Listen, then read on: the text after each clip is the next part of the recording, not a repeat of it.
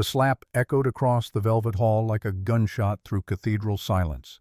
50 faces turned in unison, forks frozen mid-air, champagne flutes suspended in the thick Chicago night.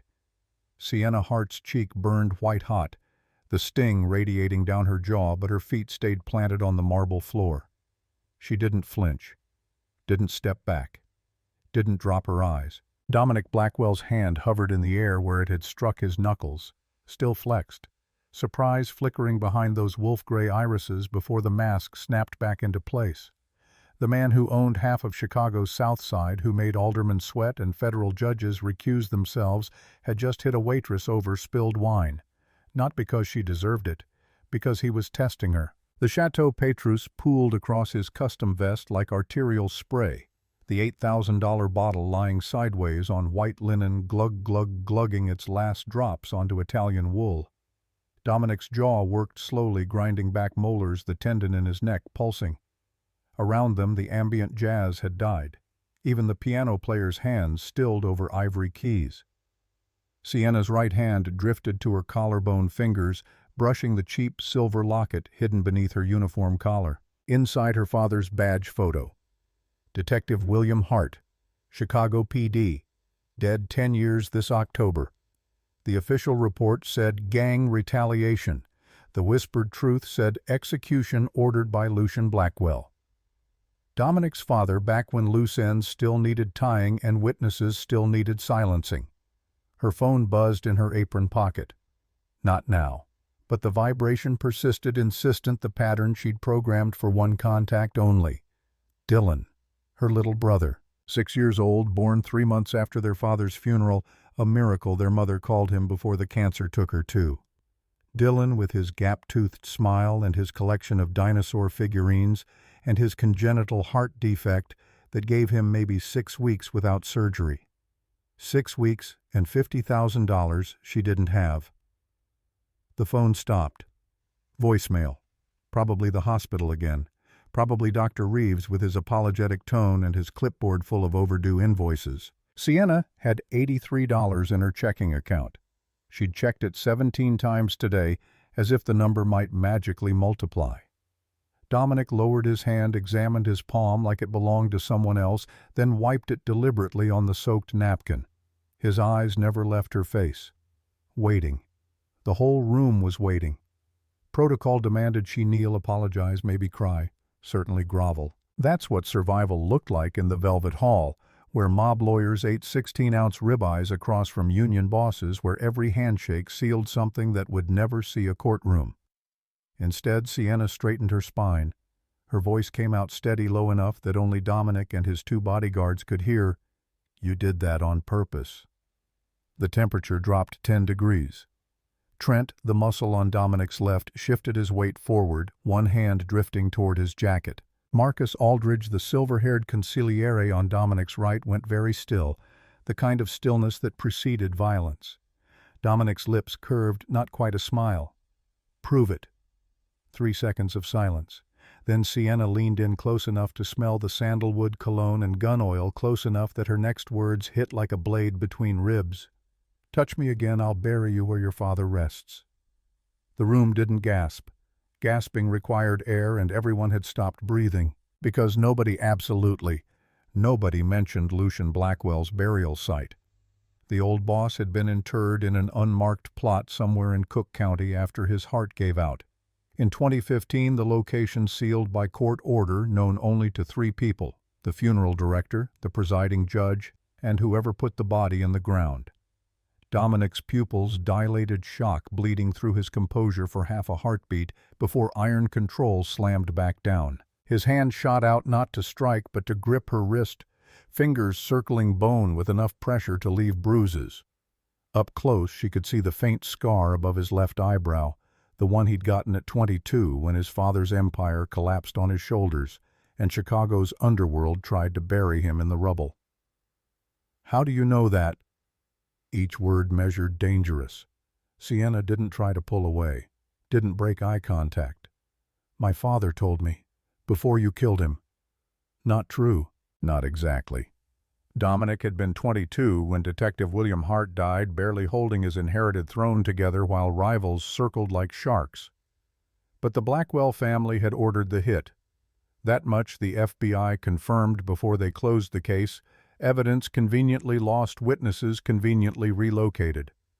Dominic released her wrist, stood. His 6'3" frame unfolded with predatory grace, the kind of movement that reminded Sienna why certain men didn't need to raise their voices. He buttoned his suit jacket, the ruined vest hidden beneath charcoal fabric, then gestured to Trent with 2 fingers. "Take her upstairs, now." Not a request, not even a command, just certainty that the universe would bend to his will because it always had. Trent's hand closed on Sienna's elbow, not rough, but inexorable. She let herself be guided toward the private elevator in the back, past tables where Chicago's elite pretended very hard not to watch, past the bar where the mixologist suddenly became fascinated with polishing stemware. The kitchen door swung shut behind them, sealing off the dining room's muted panic. Inside the service corridor, fluorescent lights hummed overhead, casting everything in surgical brightness. Trent didn't speak, didn't need to. His grip said enough. "Don't run. Don't fight. Don't make this worse." The elevator required a key card. Trent swiped pressed the button marked PH, and the doors whispered shut. Sienna's reflection stared back from polished brass uniform, wrinkled hair escaping its bun cheek still red where Dominic's palm had landed. She looked small next to Trent's bulk, breakable, exactly what Dominic would expect. Good. The FBI had trained her to look breakable. 5 years of deep cover operations, learning to vanish into crowds, to read micro-expressions, to survive interrogations. They'd recruited her at 22, fresh out of Northwestern with a criminal justice degree and a vendetta. They'd promised justice for her father. They'd promised protection for Dylan. Then they'd handed her to Kane Rothwell as a bride and called it operational necessity. The elevator climbed. Sienna's stomach dropped, not from the motion, but from memory. Kane's hands on her throat during their wedding night, his breath hot with bourbon, his voice explaining exactly what happened to disobedient wives in his organization. She'd endured 3 years before the FBI pulled her out, gave her a new name, new papers, new life. Except they'd forgotten to tell Kane the marriage was over. He still considered her property, still sent messages through intermediaries. "Come home or I'll find you." The elevator stopped. Doors opened onto Dominic's penthouse office. Floor-to-ceiling windows overlooked the Chicago skyline, the city spread out like a kingdom of light and shadow. Dominic stood at the far end, hands clasped behind his back, silhouetted against the glass. Between them, a chessboard, antique Staunton pieces arranged in starting position on a table worth more than Sienna's annual salary. Trent released her elbow, stepped back into the elevator, and was gone before she could process the wrongness of being left alone with Dominic Blackwell. Dominic didn't turn. "My father died in this room. Massive coronary, 2:17 a.m., October 14, 2015. He was sitting in that chair." He pointed to a leather wingback near the fireplace. "I was across from him listening to him explain why killing your father was necessary. Detective Hart had gotten too close to our offshore accounts, asked too many questions, made too many friends in the DA's office." Sienna's hands curled into fists. She'd heard the story before, sanitized versions from FBI handlers who spoke in passive voice and bureaucratic distance. Hearing it from Dominic, raw and unapologetic, made her molars grind. "Lucian died mid-sentence, just stopped. His face went red, then purple. I called 911, but he was gone before the ambulance arrived. I was 22 years old and suddenly responsible for 300 people, 60 businesses, and a territory the size of 12 city blocks. You know what I learned that night?" He turned. His expression was unreadable, somewhere between curiosity and calculation. "I learned that power doesn't care about readiness. It finds you or it destroys you, and you don't get to choose which." Sienna forced her voice level. "Why am I here?" "Because you know where my father is buried. Because you threw that knowledge in my face like a grenade. Because you're either the bravest or stupidest person I've met in a decade." He moved to the chessboard, picked up the white king, rolled it between his fingers. "Your father, Detective William Hart, died 2015, 3 months after mine. You were 17. Foster care for 6 months, then you vanished from the system. No college records, no employment history until you showed up at the Velvet Hall 2 years ago with a fake social security number and a resume that wouldn't survive a basic background check. He'd investigated her. Of course he had. Dominic Blackwell didn't tolerate unknowns in his orbit. Where were you? He set the king down, picked up the Black Queen. Those missing years. What were you doing? Sienna weighed her options. The truth was classified, buried under federal redactions and witness protection protocols. The lie needed to be close enough to checkable facts that it wouldn't immediately collapse. Surviving, grieving, learning that the system doesn't protect orphans, it warehouses them. Partial truth. The best kind. Dominic studied her like a puzzle with pieces that didn't fit. Then he gestured to the chair across from him. Sit. Play. I don't. You do. Your father taught you. Detective Hart was a tournament player rated 2,100 in his prime.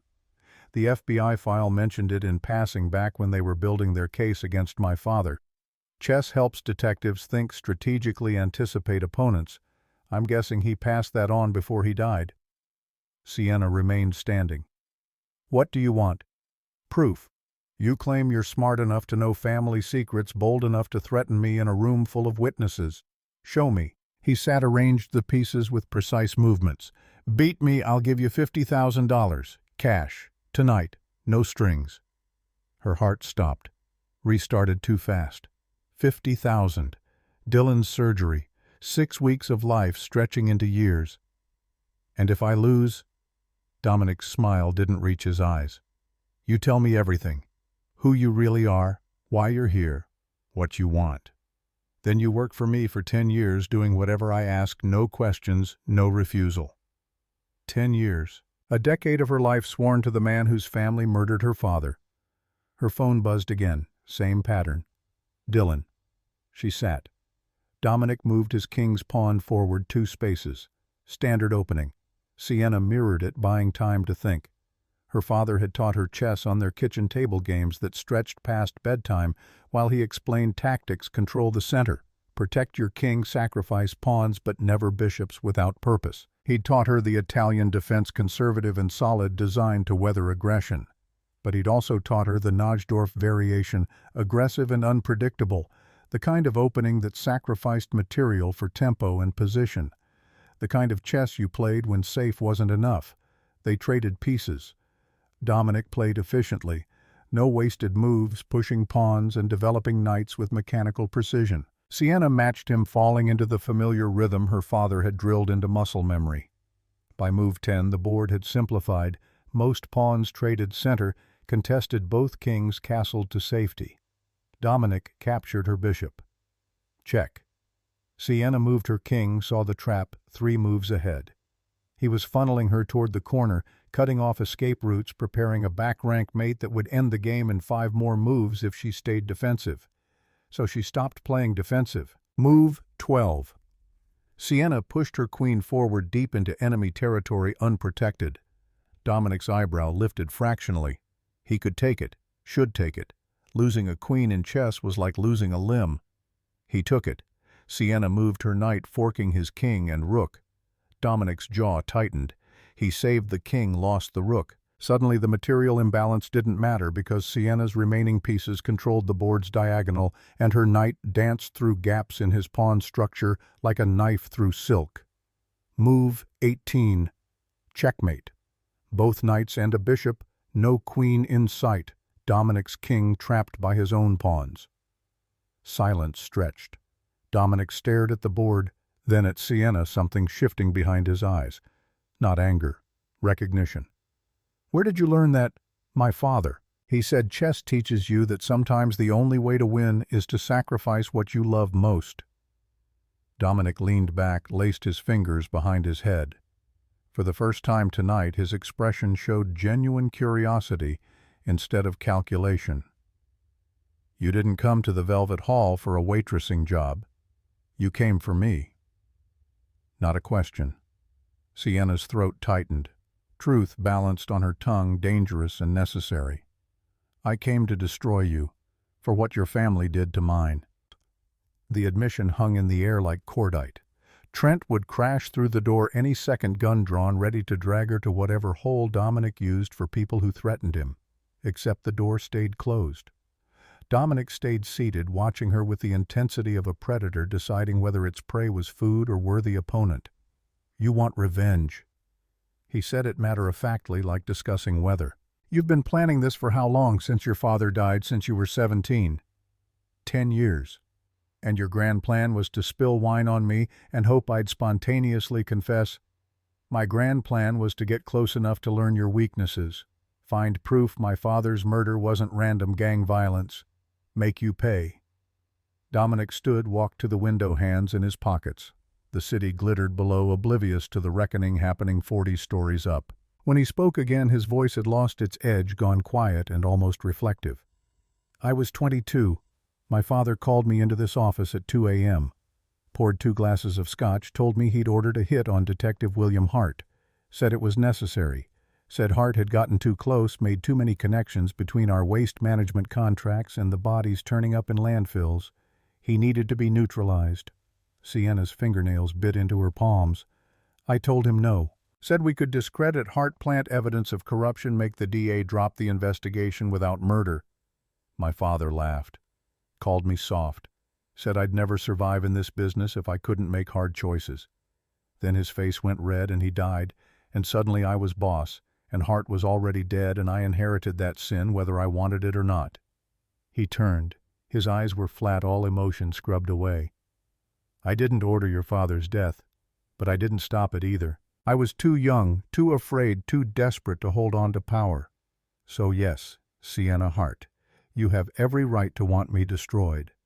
The question is, can you actually do it?" The challenge landed like a slap. Sienna stood chair-scraping. "I beat you at chess. Pay up." Dominic walked to a painting on the wall, swung it aside to reveal a safe. Biometric scanner, retinal lock, the kind of security that costs 6 figures. He pressed his palm to the reader, leaned in for the retinal scan, entered a code. The safe clicked open. Inside, stacks of cash-bearer bonds, 3 passports with Dominic's face and different names. He pulled out 5 bundles of hundreds each, wrapped in bank paper, each marked $10,000. $50,000 exactly as promised. He set it on the chess table. "There, Dylan's surgery. Your brother lives." Sienna's blood froze. She hadn't mentioned Dylan, hadn't even implied she had a brother. Dominic saw her expression, smiled without warmth. "You think I didn't research you the second you opened your mouth? Dylan Hart, age 6, congenital heart defect, admitted to Northwestern Memorial 3 weeks ago. Medical bills piling up, insurance denials stacking higher. The hospital gave him 6 weeks without intervention, maybe 8 with optimistic prayers. You need exactly $50,000 for the surgical team willing to operate on a Medicaid kid with complications." He pushed the money toward her. "Take it. Save him. Then come work for me." "Why?" Her voice cracked.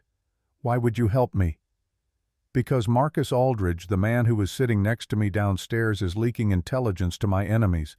I've known for 3 months, but I can't prove it, can't move against him without triggering a civil war in my organization. I need someone outside the family, someone smart, someone with nothing to lose. You just proved you're smart. Your brother's condition proves you have everything to lose. That makes you controllable." Sienna stared at the cash. $50,000. Dylan's life. But the price was 10 years in service to the man whose father killed hers, 10 years as a tool for Dominic Blackwell's ambitions. Her phone buzzed. This time she answered. "Doctor." Reeves's voice strained with the exhaustion of a man who delivered bad news too often. "Ms. Hart, Dylan's condition has deteriorated. We need to schedule surgery within 48 hours, or we're looking at catastrophic failure.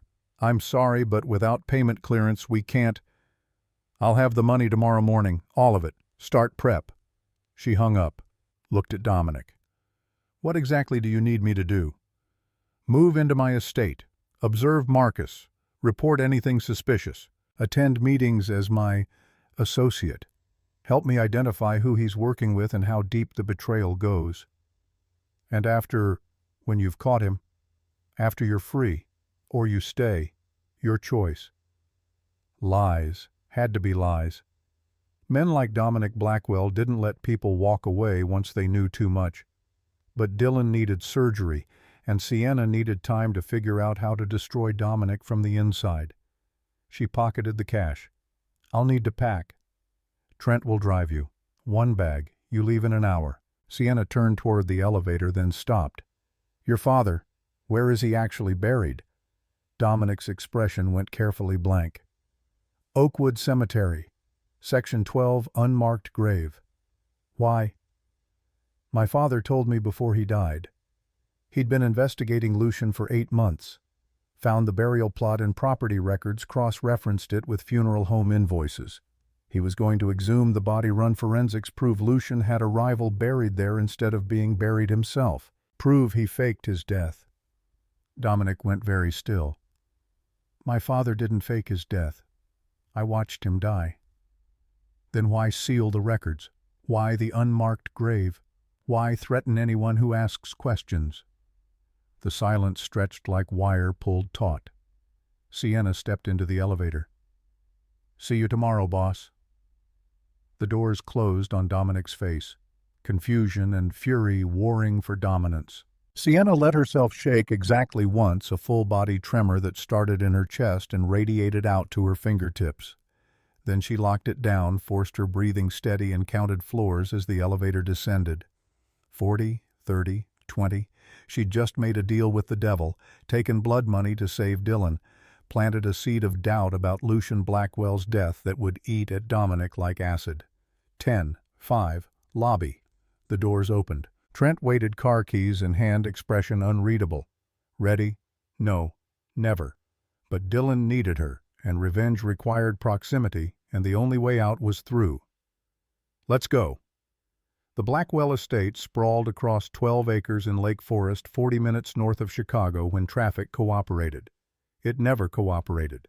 Trent drove in silence, the black Escalade eating highway miles, while Sienna pressed her forehead against cool glass and watched suburbs blur into mansions, mansions into genuine wealth that didn't bother with ostentation. Her duffel bag sat between her feet. 1 change of clothes, toiletries the point. 2 Derringer the FBI had issued her 5 years ago during Kane Rothwell training. 15 rounds compact enough to hide in a boot. She'd kept it after the extraction, unofficial insurance against the day Kane came looking. That day felt closer now. Working for Dominic meant entering Chicago's underworld ecosystem, the same circles where Kane operated his loan sharking and protection rackets. Eventually, their orbits would intersect. Eventually, she'd have to choose between maintaining cover and putting a bullet in her ex-husband's chest. The estate gates opened automatically, sensors reading the Escalade's transponder. Beyond a driveway lined with maples just beginning to turn autumn gold, the leaves backlit by security floods that made the whole property glow like a stage set. The house itself was Georgian colonial brick and white columns, the kind of architecture that whispered old money, even though Dominic's grandfather had built the fortune running bootleg whiskey during Prohibition. Trent parked at the circular drive, didn't open her door, didn't help with her bag, just pointed toward the entrance where a woman waited silhouetted against the foyer's chandelier light. Sienna shouldered her duffel and climbed the steps. Up close, the woman was 60-something, silver hair pulled into a severe bun, cheekbones that could cut glass. She wore a charcoal suit despite the late-hour pearl earrings, no wedding ring. Her eyes were the same wolf gray as Dominic's. Sienna Hart. Not a question, not a greeting. Just acknowledgement that Sienna existed. "I'm Victoria Blackwell, Dominic's mother. You'll stay in the East Wing, 3rd floor. Breakfast is at 7. Dominic expects you in his study at 8.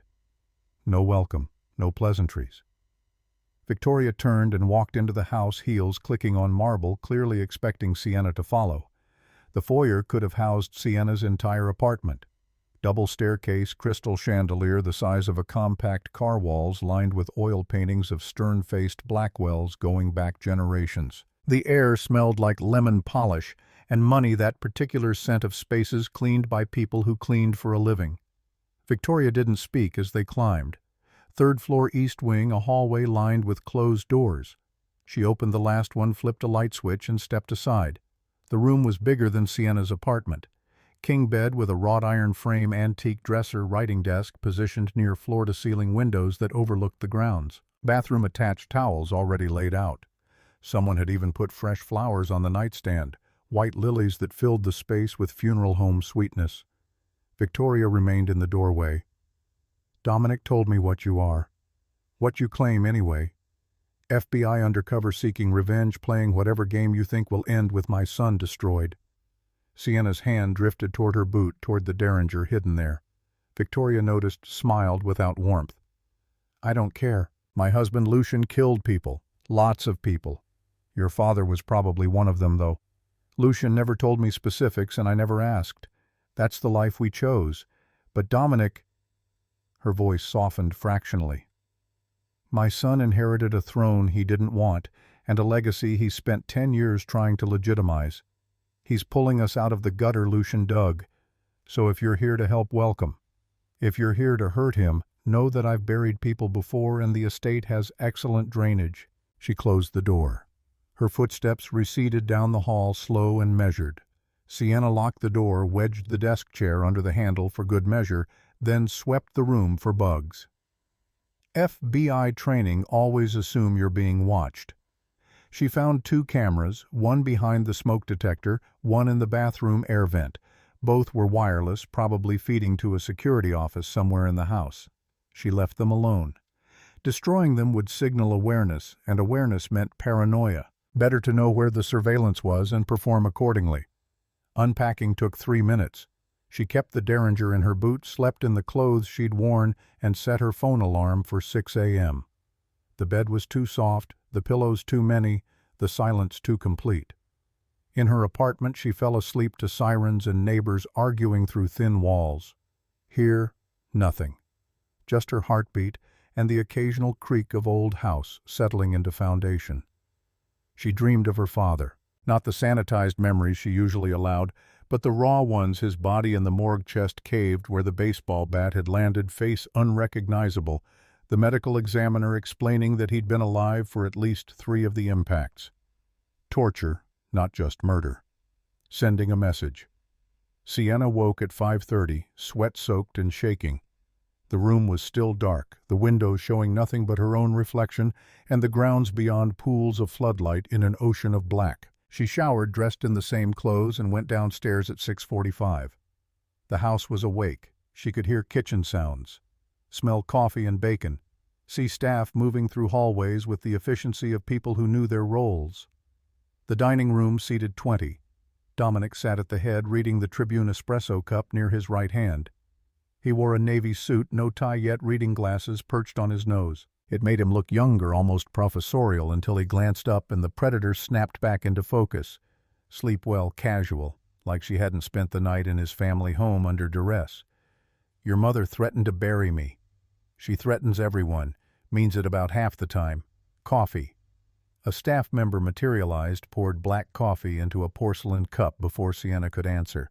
She didn't drink it immediately, waiting to see if Dominic drank first. He did, which proved nothing except that if the coffee was poisoned, he had access to the antidote. Victoria entered, kissed Dominic's cheek, ignored Sienna completely, and sat 3 chairs down. She'd changed into slacks and a cashmere sweater, pearls swapped for a simple gold chain. Breakfast appeared: eggs, Benedict fresh fruit toast with the crusts already cut off. They ate in silence. Sienna counted exits: front door, kitchen access, French doors leading to the patio.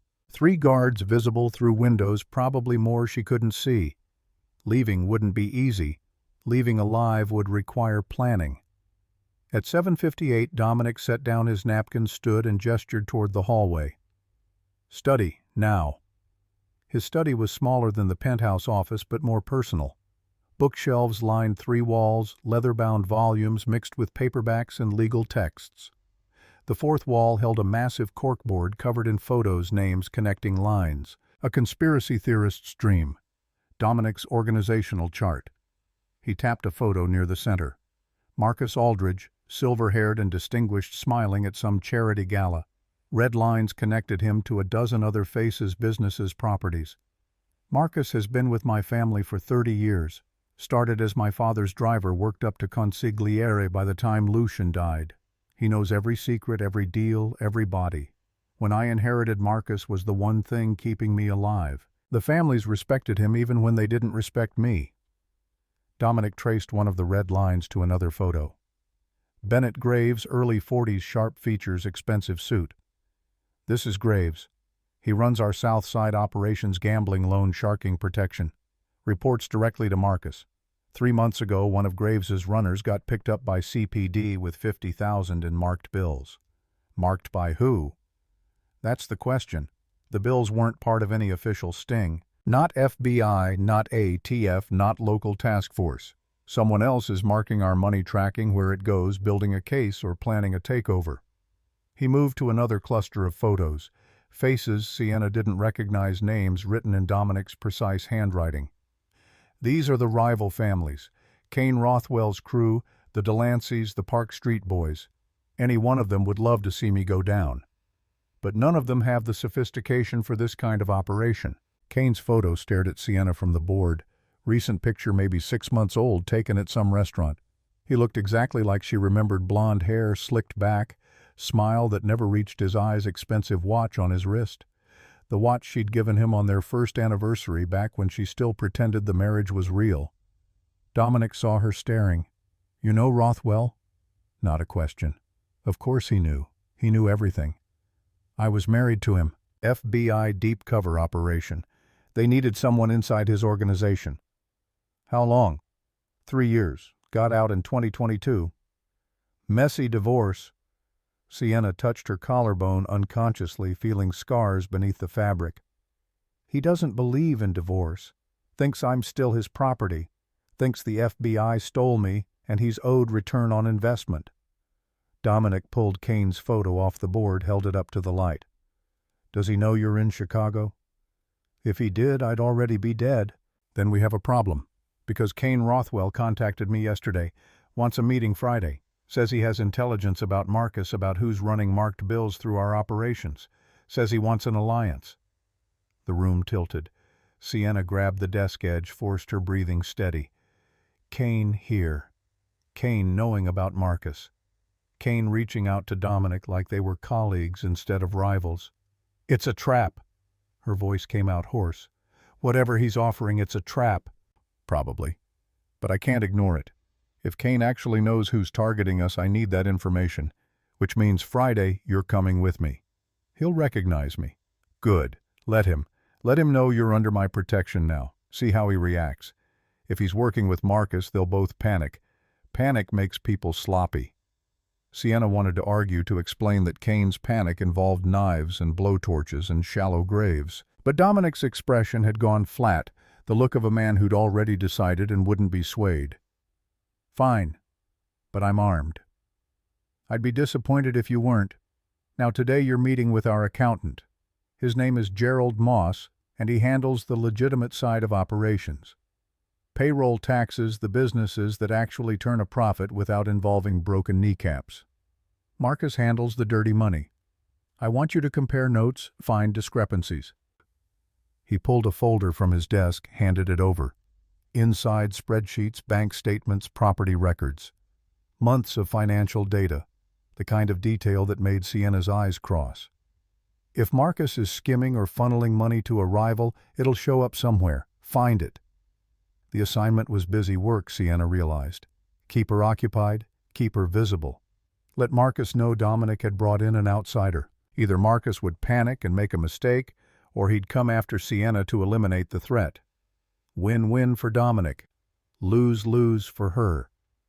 Gerald Moss worked out of a converted bedroom on the second floor, surrounded by computers and filing cabinets and the kind of fluorescent lighting that made everyone look jaundiced. He was 60, balding, with the soft hands of someone who'd never thrown a punch in his life. "Ms. Hart." He shook her hand grip, weak and clammy. "Dominic said you'd be helping with the audit. I've prepared the last 6 months of transactions for your review." He gestured to a desk piled with printouts.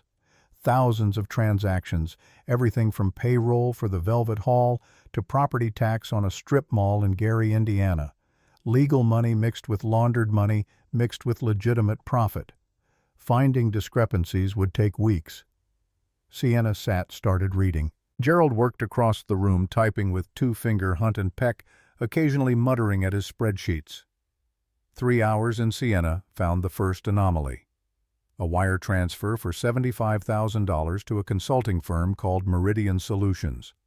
No contract on file, no invoice, no explanation. Just money leaving and never coming back. Gerald, what's Meridian Solutions? He looked up, squinted at his screen. Consulting firm.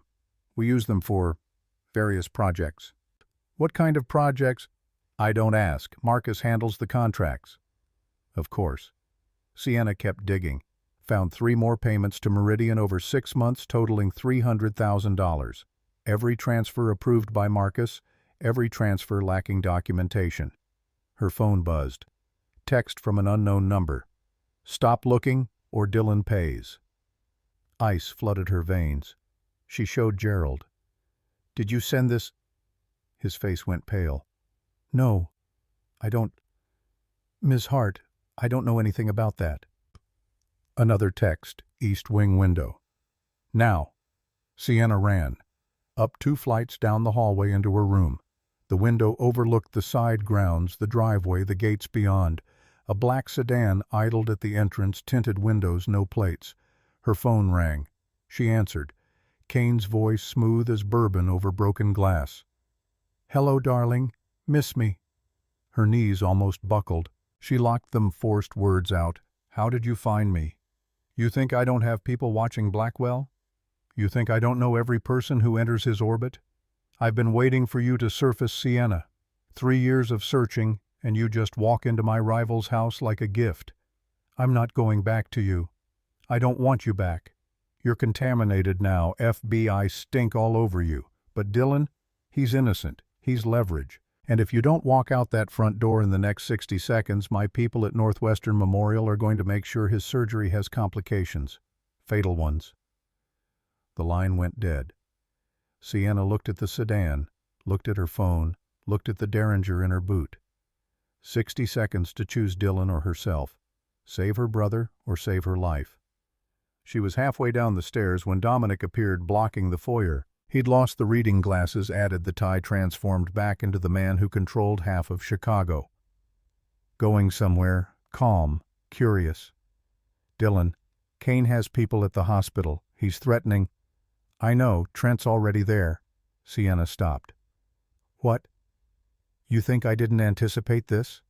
The second you told me about Rothwell, I put security on Dylan. 4 men rotating shifts, armed and authorized to use lethal force. If Kane's people are at Northwestern, they're either dead or contained. Her phone buzzed. Text from Trent. 2 suspects neutralized. Kid is safe. Hospital on lockdown. Another buzz, this time a photo, 2 men zip-tied in a hospital stairwell, Trent standing over them, gun drawn. Siena's legs gave out. She sat on the stairs, head in hands, shaking so hard her teeth rattled. Dominic descended, sat beside her. Not touching, just present. Kane plays games because he's weak. Strong people don't need to threaten children. They build empires that can't be threatened. He'll keep coming. Let him. Friday we meet him face to face. Friday you get to show him you're not his property anymore. Siena looked up. Dominic's expression was stone, no sympathy, no comfort. Just certainty that she was a tool he owned, and Kane was a problem he'd solve. Why are you protecting me? Protecting Dylan? Because I need you functional, not traumatized. Because Dylan's leverage works both ways. Kane can threaten him, but so can I. As long as your brother is in my care, you're motivated to keep me alive. Simple math. The honesty was almost refreshing. No pretense of altruism, no fake concern, just transactional clarity. I found something. She pulled out her phone, showed him the Meridian Solutions payments. $300,000 over 6 months, all approved by Marcus, 0 documentation. Dominic studied the screen, jaw working. Meridian doesn't exist. I checked when the first payment went through. It's a shell company registered in Delaware, owner listed as a trust. If Marcus is funneling money there, he's either skimming or paying someone. Or both. Find the trust documentation. Find who actually controls Meridian. We've got 3 days until the Kane meeting. I want answers before then. He stood, offered his hand. Sienna took it, let him pull her upright. His grip was warm, calloused, the hand of someone who'd done physical work before the Empire swallowed him. "Thank you. For Dylan. Thank Trent. He's the one who put bullets in people." Dominic walked away, phone already at his ear, barking orders in that clipped tone he used with subordinates. Sienna climbed back to her room, locked the door, wedged the chair, and let herself shake for exactly 5 minutes. Then she got to work. The trust documentation for Meridian Solutions didn't exist in Gerald's files, which meant it was either in Marcus's office or stored off-site. Marcus's office was on the first floor next to Dominic's study, probably locked and definitely monitored. Sienna waited until 2 a.m. The house had gone quiet an hour ago. Staff retired, Dominic's light off, even Victoria's room dark. Only the security guards remained visible through windows as they patrolled the grounds. She dressed in black, slipped the derringer into her waistband, and eased her door open. The hallway was empty, cameras dormant, or someone had stopped monitoring. She crept downstairs, avoided the main foyer where motion sensors would trigger alerts, took the servants' corridor instead. Marcus's office door was locked. Sienna pulled a tension wrench and pick from her pocket, FBI standard issue kept from her undercover days, and worked the tumblers. 30 seconds click, she was inside. The office smelled like cigars and Old Spice. Mahogany desk, leather chairs, walls lined with photos of Marcus shaking hands with Chicago mayors and aldermen. A filing cabinet in the corner also locked. She picked that too. Inside, folders organized by year, labeled with business names and property addresses. She found 2025, pulled it, spread the contents on the desk. There, Meridian Solutions, LLC. Registered agent listed as Whitmore & Associates, a law firm downtown. Beneficial owner hidden behind the trust, but the trust's registered address was a P.O. box in Evanston. Sienna photographed everything with her phone, replaced the files exactly as she'd found them, and was halfway to the door when light flooded the room. Marcus stood in the doorway, gun in hand, expression somewhere between fury and resignation. "I knew Dominic would send someone eventually. Didn't think he'd pick his father's killer's daughter." The gun stayed level, aimed at her chest. Sienna's hand drifted toward her waistband, toward the derringer, but Marcus was faster. "Don't! I've been shooting people since you were in diapers. Now sit down, put your hands on the desk, and let's talk about what happens next." Sienna sat, kept her hands visible. Calculated angles. Marcus was 6 feet away, too far to disarm without getting shot. Door behind him, window to her left, third-floor drop that would break bones. "You're funneling money to Meridian Solutions. Who are you paying?" Marcus smiled, all yellowed teeth and contempt. "You think this is about money? Money's easy. This is about legacy, about fixing the mistakes Lucian made before they bury his son." "What mistakes?" "Your father, Detective Hart. Lucian didn't just kill him, he tortured him for 3 days trying to get names of every cop on Hart's task force. But Hart was FBI, not CPD. The task force was federal. Lucian killed the wrong man and started a war he didn't know existed." Sienna's vision tunneled. 3 days. Her father had suffered for 3 days while she was at school, oblivious, waiting for him to pick her up after volleyball practice. "The FBI has been circling us ever since. Building cases, flipping witnesses, waiting for enough evidence to take down the whole organization. Dominic thinks he's legitimizing the family going clean. He's an idiot. You can't wash blood off money just by filing proper taxes. The feds will come eventually. When they do, I'll be gone. Meridian Solutions is my exit fund. Offshore accounts, new identity, beach house in a country without extradition. And Dominic can burn. He's Lucian's son. He inherits Lucian's debts, including the one owed to your father's badge." The gun lowered fractionally. Marcus's mistake, thinking Sienna was an ally because she hated Dominic. She drew the derringer, fired twice. Both shots hit Marcus's shoulder, spinning him sideways, his gun clattering across hardwood. She was on him before he recovered, knee in his spine, derringer pressed to the base of his skull. "Move, and I'll paint the floor with your brain."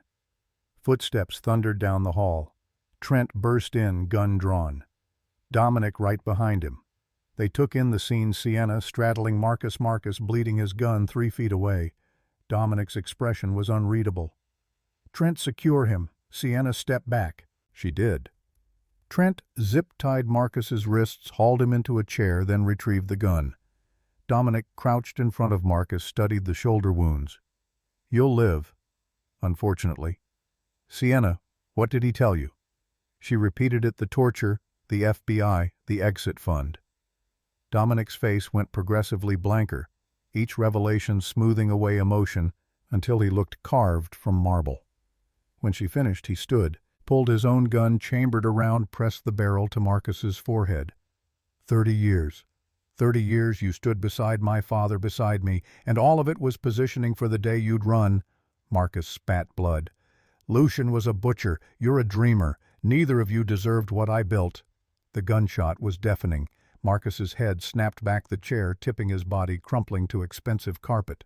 Blood pooled, spreading dark and viscous. Sienna's ears rang. She'd seen death before FBI training simulations and one actual shooting during a raid. But this was execution, cold and methodical. No hesitation. Dominic holstered his weapon. Trent, clean this up. Sienna, you're with me. He walked out. Sienna followed, legs numb. Marcus's last expression burned into her retinas. They ended up in Dominic's study. He poured 2 whiskeys, handed her one, downed his in a single swallow. You didn't have to kill him. Her voice sounded distant underwater. Yes, I did. Marcus knew too much. The second he admitted betrayal, he was dead. Only question was timing. He poured another drink. You saved me the trouble of interrogating him first. Thank you for that. I wasn't trying to.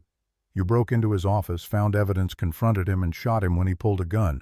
That's initiative. That's exactly what I need. He raised his glass. To fixing mistakes. Sienna didn't drink. Couldn't. Her hands shook too badly. Dominic noticed. Set down his glass, moved closer. First kill. No, but first execution. There's no difference. Dead is dead. You put bullets in Marcus to save yourself. I put a bullet in Marcus to save my organization. The why doesn't matter. Only the result. He took her glass, set it aside, then gripped her shoulders. Eye contact intense and unavoidable. Listen to me. You're not FBI anymore. You're not Kane's wife.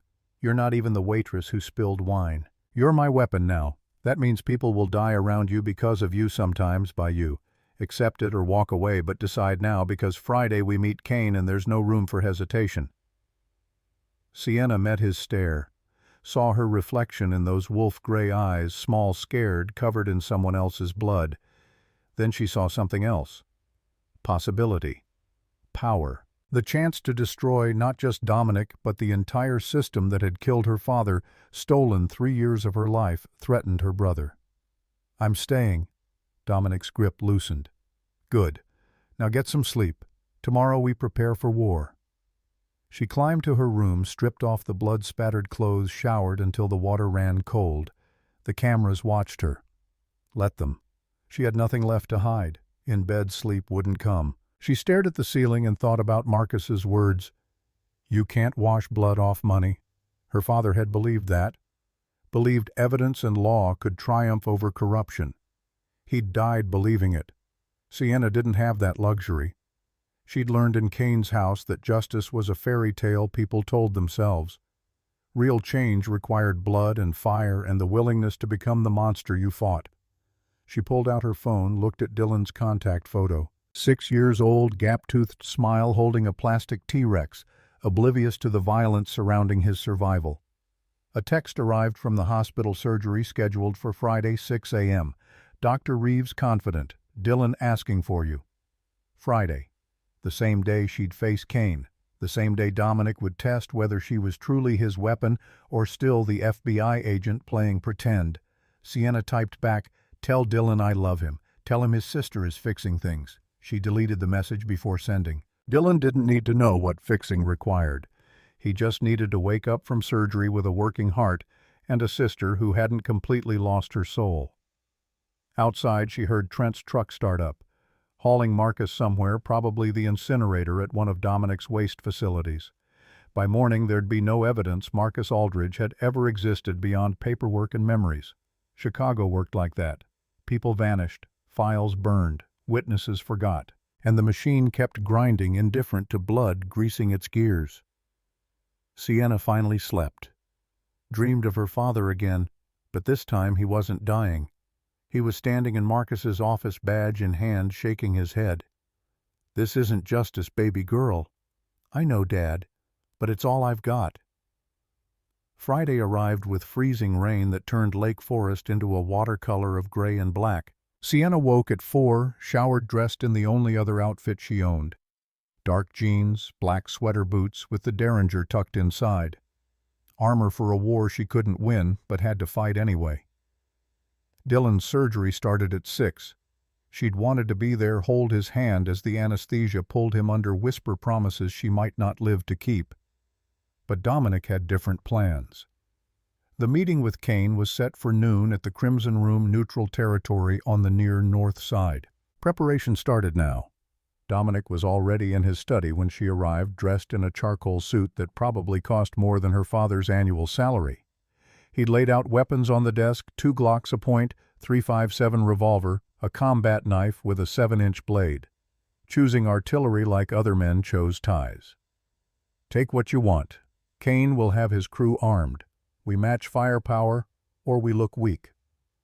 Sienna picked up the smaller Glock, checked the magazine. 15 rounds, 1 in the chamber. More stopping power than the Derringer, less concealable. She tucked it into her waistband at the small of her back, felt its weight settle against her spine. "Trent and 2 others will be with us. Victoria insists on coming." "Your mother—" Sienna couldn't keep the disbelief from her voice. "She's 60. She's also the best negotiator I have. Kane respects age tradition.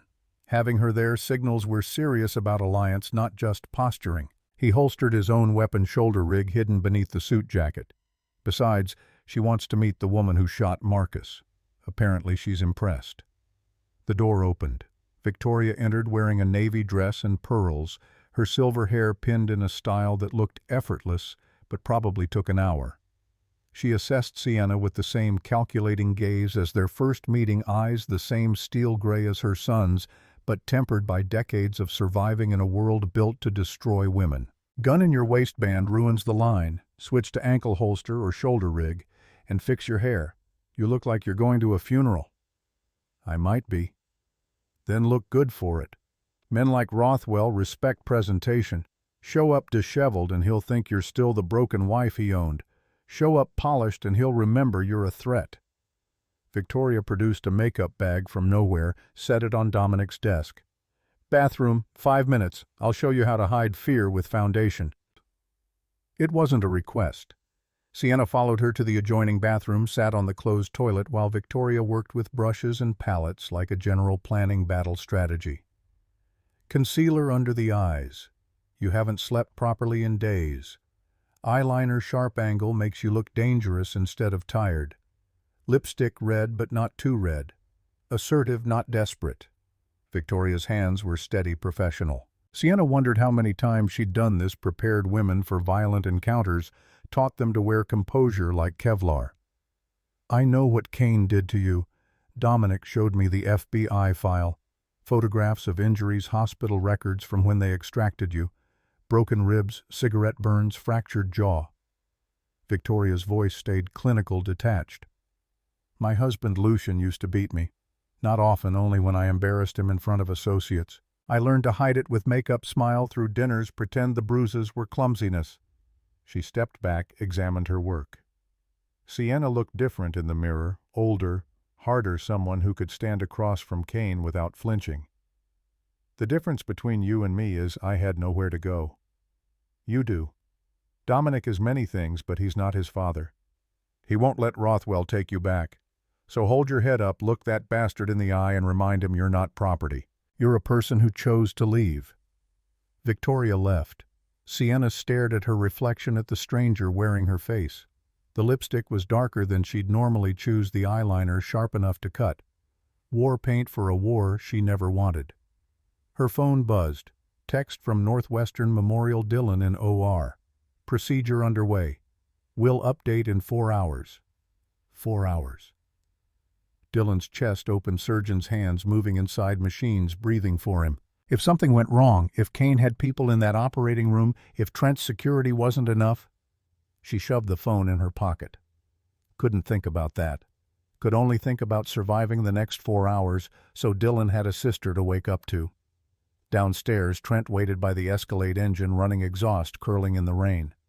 2 more guards flanked him, Rico and James, both ex-military, both carrying enough firepower to start a small war. They nodded at Sienna, faces unreadable, treating her like an equal now instead of the waitress who'd stumbled into their world 3 days ago. The drive into the city took 40 minutes. Traffic crawled, windshield wipers beating rhythm against freezing rain. Nobody spoke. Dominic stared at his phone fingers flying across the screen, probably coordinating backup plans and exit strategies. Victoria gazed out the window, expression distant, perhaps remembering other drives to other meetings where violence waited at the end. Sienna counted breaths, tried to slow, her racing heart failed. The Crimson Room occupied the ground floor of a converted warehouse in River North. Red neon sign, blacked out windows, doormen who looked like they bench-pressed small cars for fun. Neutral territory meant both families had agreed not to start shooting unless provoked. But provocation was subjective, and bullets didn't care about agreements. They parked in the alley. Trent went first, checking sight lines, hand near his weapon, scanning rooftops and windows for sniper positions. Then he waved them forward. The rain had intensified, cold needles that soaked through clothes in seconds. Sienna's carefully applied makeup probably ran. Good. Let Kane see her as she was damaged but unbroken, wet and furious and done running. Inside the club was dark, except for red lighting that made everything look like the inside of a wound. Booths lined the walls, bar stretching the length of the room, small stage at the far end where a jazz quartet played standards to an audience of exactly 0. The lunch crowd hadn't arrived yet, or maybe they knew better than to witness what was about to happen. Kane sat in the largest booth, surrounded by his crew. 6 men, all armed, all watching the entrance with predator focus. And there in the center was the man who'd stolen 3 years of Sienna's life. He looked exactly the same. Blonde hair, gelled back, sharp features that belonged on magazine covers if you ignored the cruelty in his eyes, expensive suit that screamed new money trying to look old. His hands rested on the table, 1 gold wedding band still on his left ring finger. The ring she'd put there during their ceremony, thinking it was temporary, thinking the FBI would pull her out before things got bad. She'd been so naive at 22, fresh from training, believing Morrison when he said 6 months maximum. Kane smiled when he saw her. Not warm, victorious. "Sienna, darling, you look well." His voice was sandpaper over her spine. Every instinct screamed, run, hide, disappear into the crowd, and never stop moving. But Victoria's hand pressed briefly against her lower back, steadying, transmitting strength through that single touch, and Sienna locked her knees. Dominic moved forward first, sliding into the booth across from Kane with the casual confidence of someone who owned half the city and knew it. Victoria followed, leaving Sienna to sit on the end, positioned so she could see both Kane and the exit, both threats and escape routes. Trent and the guard stayed standing, hands near weapons, human barriers between their boss and violence. "Rothwell, thanks for meeting." Dominic's tone was conversational, like discussing weather or stock prices. "You mentioned intelligence about my operations. Let's hear it." Kane's eyes never left Sienna. He drank her in like a man dying of thirst, gaze crawling over her face, her throat, her hands. Cataloging changes, searching for the submission he'd beaten into her over 3 years, finding nothing. "First, let's talk about the elephant in the room. My wife is sitting at your table, Blackwell. That's a problem. Ex-wife. The marriage was annulled when the FBI extracted her. Check the federal records. Federal records don't mean shit to me. We stood before God, made vows. She's mine by divine right, and she ran like a coward." Sienna's jaw clenched. Victoria's hand found hers under the table, squeezed once. Grounding, reminding her that women survived by being smarter than the men who tried to own them. Dominic leaned back, utterly relaxed, like they were discussing business contracts instead of human ownership. "Divine right ended with monarchy, Rothwell. Sienna works for me now. That makes her untouchable. So either discuss what you came here to discuss, or we're done." Kane's smile stretched wider, showing too many teeth. He pulled a folder from beside him, slid it across the table with deliberate slowness. Inside, photographs, bank statements, surveillance logs. Images of Marcus Aldridge meeting with men Sienna didn't recognize, wire transfers to Meridian Solutions, timestamps, proving the meetings happened weeks before Marcus died. Your consigliere was working with Bennett Graves, my lieutenant. They were planning a coup, take down both our organizations, split Chicago between them. Marcus was funneling your money to offshore accounts, building a war chest. Graves was doing the same with mine. Dominic flipped through the photos, expression unchanging, giving nothing away. Marcus is dead. Killed 3 nights ago when he pulled a gun on Sienna. Kane's smile faltered for the first time. Dead. Very. But Graves is still breathing. If he's planning what you say, that's your problem. It's our problem. Graves has dirt on both of us. Police contacts federal informants, evidence that could put us away for life. Marcus was supposed to deliver your files this week. With him dead, Graves will assume you killed Marcus to stop the handoff. He'll move against you first, then me.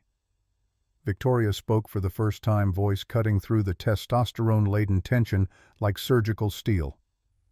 What do you want, Mr. Rothwell? Alliance. Temporary. We take down Graves together, split his operations, go our separate ways. You get the north side, I keep the south. Chicago stays stable, we both stay out of prison.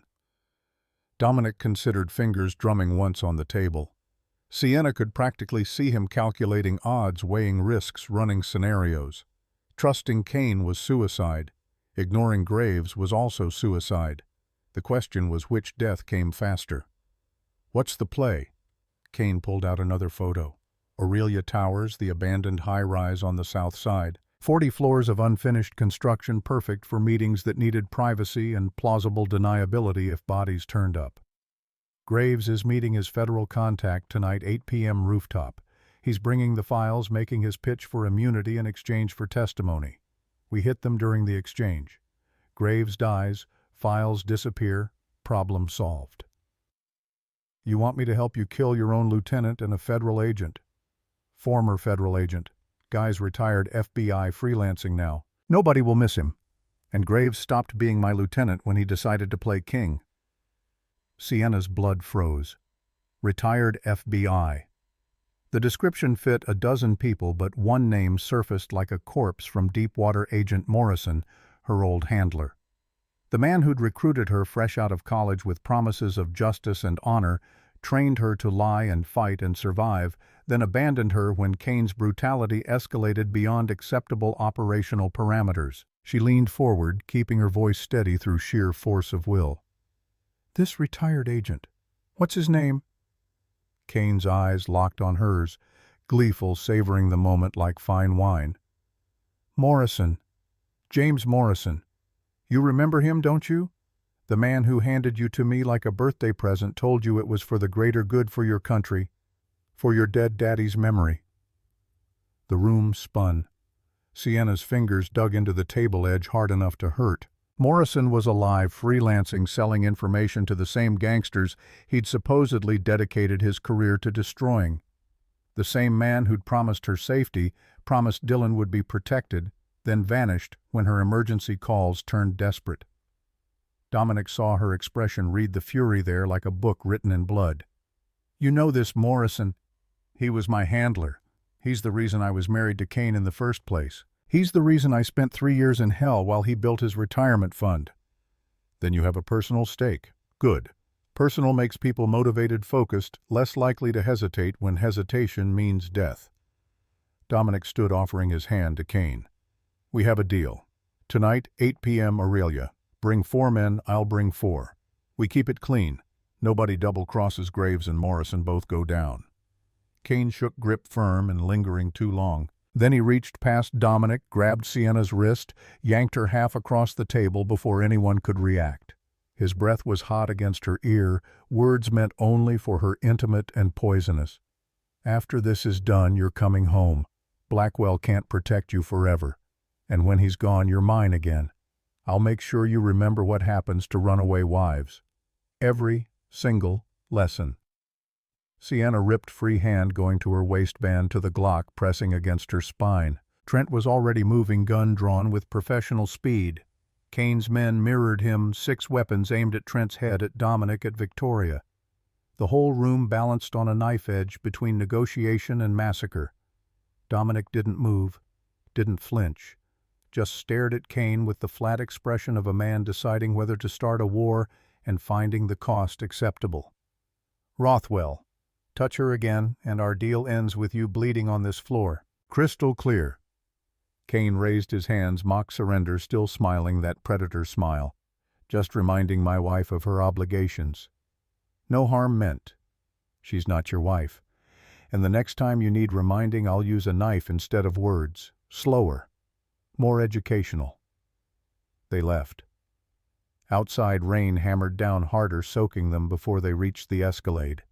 Sienna's hands shook so badly she couldn't get her seatbelt fastened. Victoria did it for her, without comment, then handed her a silver flask from her purse engraved with initials that probably belonged to Lucian Blackwell.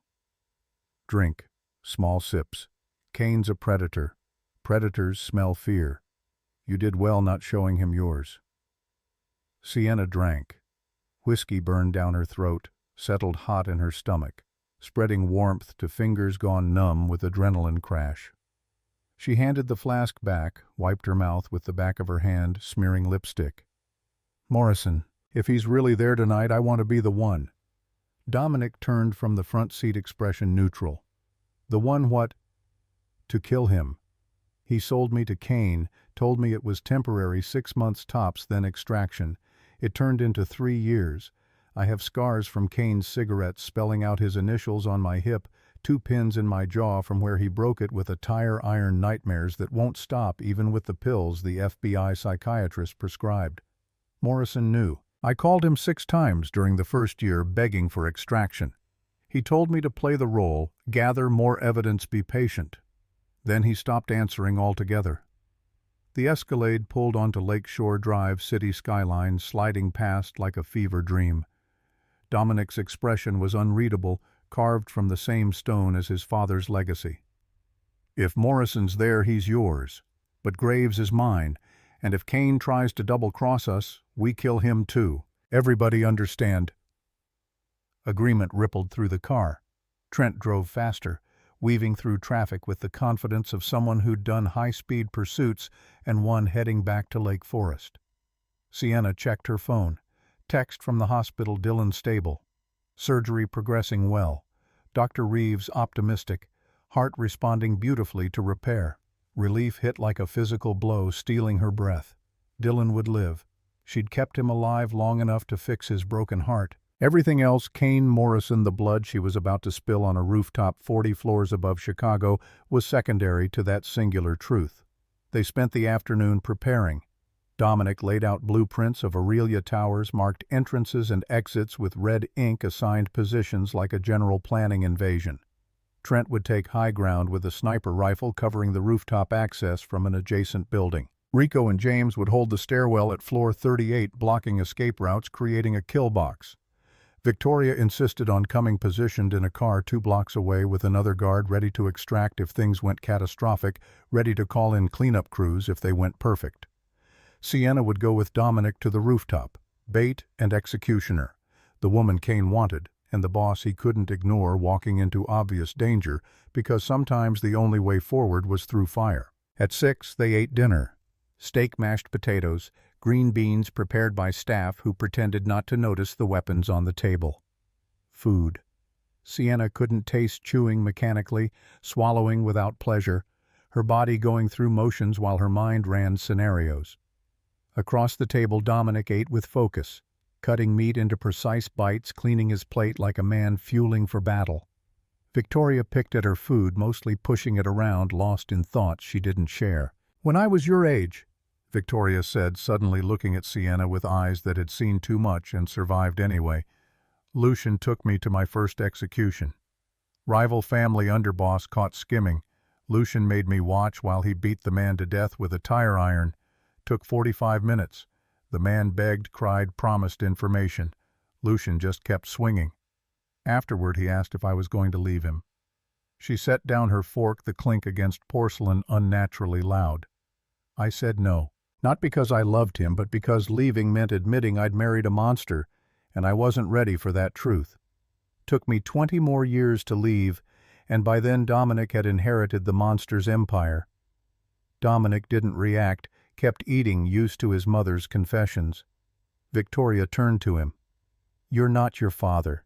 You've never asked me to watch executions, never raised your hand to me, never justified cruelty with business necessity. But you're still building on his foundations, still using his methods. One day you'll have to decide if you're fixing his mistakes or repeating them." She stood, kissed Dominic's forehead with surprising tenderness, and left. Silence settled. Sienna pushed her plate away, appetite gone, stomach churning with nerves and whiskey. "She's right, you know. This tonight it's your father's playbook.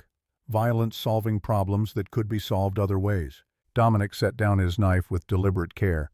"Name another way to stop Graves. Diplomacy. He's planning a coup. Legal channels. He has federal protection. Waiting.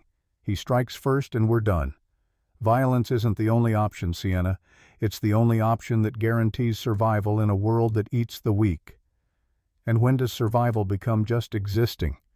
When do we stop killing long enough to actually live? When the wolves stop circling. When Chicago stops being a war zone. When men like Kane and Graves and Morrison stop treating people like commodities." He drained his water glass.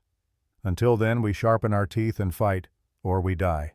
Those are the choices." 7:45.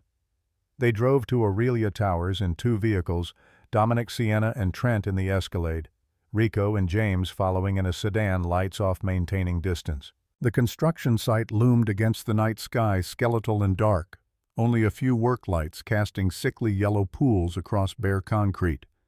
Kane's crew was already there. 4 men, as agreed, all armed with rifles and tactical vests. Kane himself wore similar gear, Kevlar visible beneath an open jacket, looking like he was heading to war instead of a business meeting. He nodded at Dominic, ignored Sienna completely, which was somehow worse than his earlier attention. "Graves is upstairs. Morrison just arrived 5 minutes ago. They're on 40 rooftop access. We go now, hit hard, no witnesses." Trent disappeared into the building first, taking the service stairs to set up his sniper position on the adjacent parking structure. The rest followed Dominic and Sienna up the main stairwell, boots echoing on concrete. Kane's crew taking the freight elevator to cut off escape, their heavy footsteps fading upward. The climb was brutal. 40 floors, each step echoing in the empty shaft, breath coming harder as oxygen thinned and adrenaline spiked. Sienna's thighs burned, by floor 20 muscles screaming. By 30 her lungs felt full of broken glass. Dominic climbed steady, never slowing, machine-like endurance born from years of maintaining an empire that required physical presence and intimidation. Floor 39. They stopped, caught breath, pressed against the wall. Voices drifted from above Graves and Morrison discussing terms like businessmen instead of traitors. Graves wanted full immunity, witness protection, new identity in Arizona or Colorado, somewhere warm and forgettable. Morrison wanted 50% of Graves's offshore accounts, cash up front, non-negotiable. Negotiation. Betrayal. The same dance Sienna had watched 100 times in her FBI career, back when she believed in justice and law. Dominic checked his weapon, chambered around with a sound like breaking bones. Whispered, "Graves is mine. Morrison is yours. Kane's crew handles anyone else. We move on my signal." He stepped onto the rooftop. The space was vast, unfinished concrete stretching to the edges where safety rails should have been installed, but weren't. Wind howled through exposed girders, carrying rain that felt like ice shards. Chicago spread below, lights twinkling, indifferent to the violence about to unfold. Graves stood near the center briefcase at his feet, expensive suit already soaked. Mid-40s, lean and hungry-looking, the kind of man who'd spent his whole life second best and finally saw his chance. Beside him, Morrison. Older now, grayer than Sienna remembered, but the same sharp eyes that had recruited her with promises of making a difference. Both men saw Dominic, saw Sienna, saw Kane's crew emerging from the freight elevator access, fanning out to create crossfire. Graves reached for his gun. Trent's rifle cracked from somewhere high and distant, muzzle flash barely visible. Graves's shoulder exploded in red mist, spinning him sideways like a broken puppet. the briefcase skidding across wet concrete toward the edge. Morrison ran, not toward the stairs but toward the edge, toward a construction crane extending from the building's side like a skeletal arm. He grabbed the crane's ladder, started climbing with desperate speed. Sienna chased. Her boots slipped on rain-soaked rungs, but she climbed hand over hand, Morrison 15 feet above, ascending into darkness and wind, and the kind of height that turned mistakes fatal. Below, gunfire erupted. Graves' backup hidden in the shadows between concrete pillars opening fire. Dominic took cover behind an I-beam. Kane's men returned fire muzzle flashes, strobing the night like lightning, turning the rooftop into a battlefield. Sienna kept climbing. The crane extended 60 feet from the building over empty air. Chicago's lights spread below like a fallen constellation. One slip meant 40 stories of free fall. Morrison reached the operator's cab, scrambled inside the rusted metal shell. She followed, hauled herself onto the narrow platform, rain streaming down her face, makeup long gone, just raw fury and momentum. Morrison pointed a gun at her through the cab's broken window, hand shaking. "Sienna, don't! You abandoned me. 3 years I was Kane's prisoner because you needed evidence that never materialized, testimony you never collected. The operation was compromised from the start. If I'd pulled you out early, Kane would have known we had federal interest. He would have gone underground. I needed you to stay to gather more. You needed me to suffer so you could build your case and your reputation. Then when the case fell apart, you needed me to disappear so nobody asked questions about your failures." Her Glock was in her hand. She didn't remember drawing it, muscle memory taking over. Morrison's gun wavered. "I made hard choices. That's the job. You knew the risks when you signed up. Fresh out of college, eager to make a difference, avenge your father. I gave you that chance. I was 22. I didn't know anything except you promised justice. You lied. My father's killers are still walking free. Lucian Blackwell died of natural causes. His son runs the same empire. Where's the justice in that? Blackwell's father is dead. That's justice enough in this world. He died of a heart attack in his own office, surrounded by luxury. That's not justice, that's luck. My father was tortured for 3 days in a basement, beaten until his own mother wouldn't recognize him. You think those are equivalent? Below, the gunfire intensified. Someone screamed, the sound cut off abruptly. The whole rooftop had turned into a war zone, and Sienna was 60 feet above it, suspended in wind and rain, facing the man who'd destroyed her life with good intentions. Morrison lowered his gun fractionally. "So what now? You kill me, you're a murderer. Federal agent shooting a federal agent, even a retired one. You let me go, I disappear. You never see me again. Choose wisely."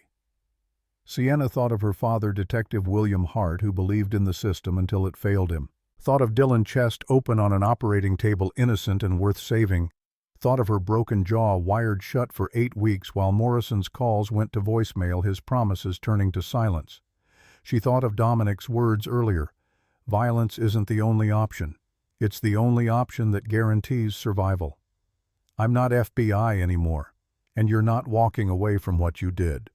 She fired. 3 shots center mass, exactly as training dictated. Morrison staggered backward, crashed through the cab's opposite window, tumbled 60 feet through rain, dark air, arms windmilling. He hit the pavement with a sound like a watermelon dropped from a highway overpass, wet and final. Sienna climbed down. Her hands were steady. Her heart was ice. No regret, no satisfaction, just the hollow acknowledgement that she'd crossed a line and couldn't uncross it. On the rooftop, the shooting had stopped, bodies everywhere. 3 of Kane's men sprawled in spreading pools. 2 of Graves's backup shot through the head with Trent's precision, Graves himself clutching his ruined shoulder, pale and shaking from blood loss. Dominic stood over him, gun aimed at his head, expression carved from granite. "Please." Graves coughed blood, the sound wet and desperate. "I can still deal. I have files, evidence on everyone. Judges, cops, aldermen. I can make you untouchable." "You have nothing I need. And you're a loose end." Dominic fired. Graves's head snapped back, body going limp, brain matter decorating concrete in abstract patterns. Kane emerged from cover, surveying the carnage with professional detachment. One of his men had survived bleeding from a leg wound, crawling toward the stairs. Kane walked over casually, put a bullet in the man's skull without breaking stride. Loose ends. He holstered his weapon, looked at Dominic with something almost like respect. "We done. For now. Chicago's split as agreed. You stay south of Roosevelt, I stay north. We see each other at funerals and weddings, nowhere else." "Works for me." Kane's eyes found Sienna. "Nice shooting with Morrison. He was always a talker. You did him a favor making it quick." "Wasn't a favor. Was justice. Justice, revenge, same thing, dressed different, darling." He grabbed her arm, gentle this time, almost tender. "Sienna, I know you think Blackwell will protect you, but he's using you same as I did. Same as Morrison. Difference is, I was honest about it. I wanted a wife, I took one. Simple." She yanked free, jaw set. "You broke my jaw. Burned your initials into my skin. Called it love. And you shot my lieutenant. Helped Blackwell execute my men. We're even. Come home. I'll forgive everything. We'll start fresh." "I'd rather die." "That can be arranged too. Think about it." He walked to the elevator, paused. "You've got 3 days to decide. After that, I stop asking nicely." Dominic called back, "Problem, Rothwell." Kane smiled wide, all teeth. "No problem. Just saying goodbye to my wife." They reached ground level. Vehicles, waiting engines, running headlights, cutting through rain. Kane's surviving crew, loaded into a black SUV, disappeared into rain-dark streets, taillights fading like dying embers. Dominic's team regrouped, Trent descending from his sniper perch with the rifle disassembled. Rico and James emerging from the stairwell, clothes spattered but unharmed. Nobody spoke during the drive back to Lake Forest. Sienna stared out the window, watching city lights blur into suburban darkness, her reflection ghostly in rain-streaked glass. Her hands still didn't shake. Maybe they never would again. Maybe she'd killed that part of herself along with Morrison. Victoria was waiting when they arrived, standing in the foyer despite the late hour, wrapped in a cashmere robe. She looked at Sienna's clothes, soaked, blood-spattered, ruined beyond salvage, and nodded approval. "Bath is drawn upstairs. Clean clothes laid out. Take your time. You earned it." Sienna climbed the stairs like a sleepwalker. The bath was scalding, scented with lavender towels, thick and white and probably more expensive than her monthly rent used to be. She scrubbed until her skin was raw, trying to wash away the smell of gunpowder and Morrison's final expression, the way his eyes went wide when he realized she'd actually shoot. Clean dressed in borrowed pajamas that hung loose on her frame, she returned to her room. Found Dominic sitting on her bed, still in his blood-spattered suit tie, loosened, looking older than 32. "Morrison's body has been removed. Graves and his crew are in the incinerator at our waste facility. Kane's men are his problem. By morning there'll be no evidence tonight happened. No witnesses, no forensics, no bodies." He stood, walked to the window overlooking grounds lit by security floods. "You did well. Handled yourself like someone who's done this before." "I haven't. Not like that. FBI training is simulations, controlled environments, paper targets, and role-play scenarios. That was real. And you didn't hesitate when Morrison tried to negotiate. That's rare. Most people freeze their first time, let emotion override training. You pulled the trigger like you'd been doing it your whole life."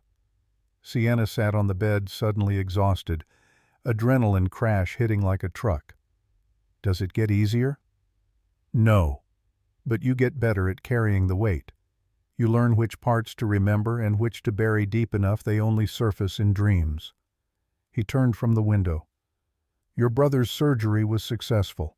Dr. Reeves called while you were in the bath. Dylan's in recovery stable, expected to make full recovery, heart's functioning perfectly. Thought you'd want to know." Relief crashed through her defenses. She started crying, couldn't stop great gasping sobs that shook her whole frame. Dominic stood there awkward, clearly unsure whether to comfort or leave his hand halfway extended, then dropping. Finally he sat beside her on the bed, not touching, just present. close enough she could feel his warmth, far enough to maintain distance. You kept him alive. Whatever else happens, whatever choices you make from here, you did that.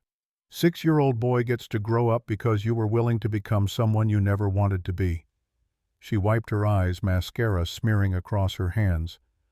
My father died trying to stop people like you, like Marcus, like Graves, and I just killed a federal agent to protect your empire. How is that honoring his memory? Dominic was quiet for a long moment. When he spoke, his voice had lost its edge, gone almost gentle. It's not. That's the truth you wanted, right? My father killed yours to protect his empire. You killed Morrison to protect your brother, and yes, to help me survive tonight. The methods are identical. The only difference is intention. My father enjoyed violence, craved it. I employ it strategically. You're somewhere in between, still figuring out who you are when the bullets stop flying. He stood. Get some sleep. Tomorrow we deal with Kane's inevitable betrayal. Because you know he's not done right. Tonight was cooperation born of necessity. Tomorrow he'll remember you're his property and I'm his rival. The war's just starting. Dominic walked to the door, paused with his hand on the knob. For what it's worth, your father would be proud you saved Dylan. Maybe not proud of how, but proud you had the strength to do what was necessary. That's all any of us can hope for, the strength to protect what matters when the world demands we sacrifice it. He left. The door clicked shut softly. Sienna lay back on the bed, staring at ceiling shadows cast by security lights filtering through curtains. Too wired to sleep despite exhaustion, mind racing through the night's events. Morrison falling, Graves's skull fragmenting, the weight of the Glock in her hand surprisingly light for something that erased lives. Her phone buzzed on the nightstand. Text from an unknown number. Enjoyed working with you tonight. 3 days to decide. Then I stopped being patient. Your husband misses you. See. She deleted it, turned off the phone completely, pulled the covers up to her chin. Outside, rain hammered the windows with increased fury, wind making the old house creak and settle. Inside, Sienna. Hart, former waitress, former FBI agent, former wife, current killer, closed her eyes. She counted the people whose deaths she'd contributed to in the past 72 hours. Marcus, though Dominic pulled that trigger. Morrison, her bullet, her choice. Graves's men caught in crossfire she'd helped create. The numbers blurred together, became meaningless. What mattered was Dylan. His surgery successful, his heart repaired his future, stretching bright and unburdened by the violence that purchased it. She thought about Dominic's question. When does survival become just existing? The answer was simple and terrible. When you stop counting bodies. When blood becomes background noise. When killing someone feels no different than any other choice you make to see tomorrow. Sienna wasn't there yet. Morrison's death still felt heavy, significant wrong despite being necessary. Maybe that meant she hadn't lost herself completely. Maybe there was still time to find a path that didn't end in becoming the monsters she'd sworn to destroy. Or maybe that was just another lie she told herself to sleep at night. Sleep finally came around 3 a.m., pulling her under like dark water. No dreams this time. Just darkness, deep and merciful, empty of fathers and dead men, and choices that couldn't be unmade. When morning came, she'd figure out what happened next. How to survive Kane's deadline. How to protect Dylan without drowning in more blood. How to look in the mirror and recognize the person staring back. But tonight she just needed to stop thinking, stop feeling, stop being anything except tired. The darkness took her.